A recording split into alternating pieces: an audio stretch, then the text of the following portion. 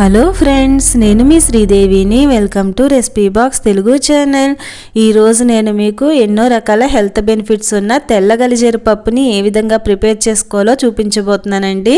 ఈ తెల్ల గలిజేరు మొక్క అనేది కిడ్నీ ప్రాబ్లమ్స్ ఉన్న వాళ్ళకి ఒక మంచి మెడిసిన్ లాగా పనిచేస్తుంది. ఈ తెల్ల గలిజేరుని కొన్ని ప్రాంతాల్లో పునర్నవాకను కూడా అంటారు. ఇక్కడ నేను ఒక కప్పు వరకు ఈ తెల్ల గలిజేరు ఆకుని శుభ్రంగా క్లీన్ చేసి తీసుకున్నాను. స్టవ్ వెలిగించుకుని పాన్ పెట్టేసుకుని ఆయిల్ యాడ్ చేసుకోవాలి. ఆయిల్ హీట్ ఎక్కిన తర్వాత ఒక ఉల్లిపాయని ఇలా పొడుగ్గా ముక్కలుగా కట్ చేసి యాడ్ చేసుకోవాలి. ఈ ఉల్లిపాయలు 1 నిమిషం సేపు ఫ్రై చేసుకోవాలి. ఒక 2-3 పచ్చిమిరపకాయలు ఇలా మధ్యలోకి కట్ చేసి యాడ్ చేసుకోవాలి. కొద్దిగా సాల్ట్ని కూడా యాడ్ చేసుకోవాలి. ఫస్ట్ టైం ఎవరైతే మన ఛానల్ని చూస్తున్నారో మరిన్ని మంచి రెసిపీస్ కోసం మన ఛానల్ని సబ్స్క్రైబ్ చేసుకోండి. దీంట్లోకి ఒక 2 టమాటాలని ముక్కలుగా కట్ చేసి యాడ్ చేసుకోవాలి. ఈ టమాటాలు కూడా ఒక 2 నిమిషాల సేపు ఫ్రై చేసుకోవాలి. ఇప్పుడు మనం శుభ్రంగా కడిగి పెట్టుకున్న తెల్ల గలిజేరు ఆకుని యాడ్ చేసేసుకుందాము. ఈ ఆకు వేసుకున్నాక ఒక 2 నిమిషాల సేపు ఇలా ఫ్రై చేసుకుంటే ఆకు అనేది మగ్గిపోతుందండి. మన ఛానల్ని సబ్స్క్రైబ్ చేసుకున్న వాళ్ళు గంట సింబల్ నొక్కి ఆల్ అని నొక్కినట్లయితే నేను ఏ వీడియో పెట్టినా మీకు నోటిఫికేషన్ వస్తుందండి.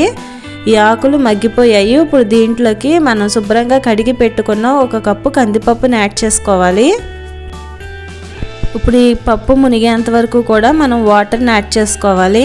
మీరు కూడా ఈ తెల్ల గలిజేరు పప్పును ట్రై చేసి ఎలా వచ్చిందో కమెంట్ సెక్షన్లో కమెంట్ చేయండి. చాలా టేస్ట్గా ఉండడమే కాదు, ఆరోగ్యానికి కూడా చాలా మంచిది.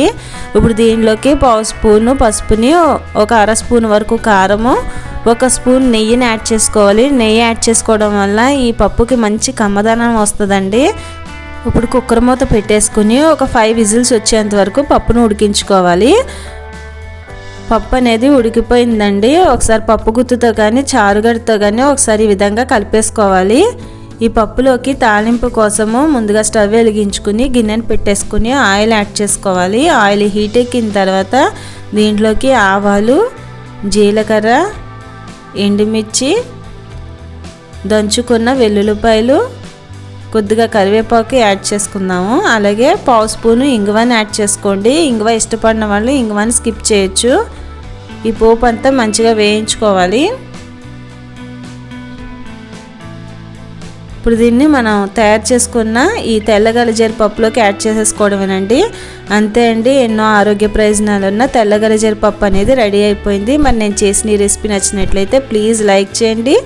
మీ ఫ్రెండ్స్కి, ఫ్యామిలీ మెంబర్స్కి ఈ వీడియోని షేర్ చేయండి. మన ఛానల్ని సబ్స్క్రైబ్ చేసుకోండి. మరొక మంచి రెసిపీతో నా నెక్స్ట్ వీడియోలో కలుస్తాను. Thank you for watching.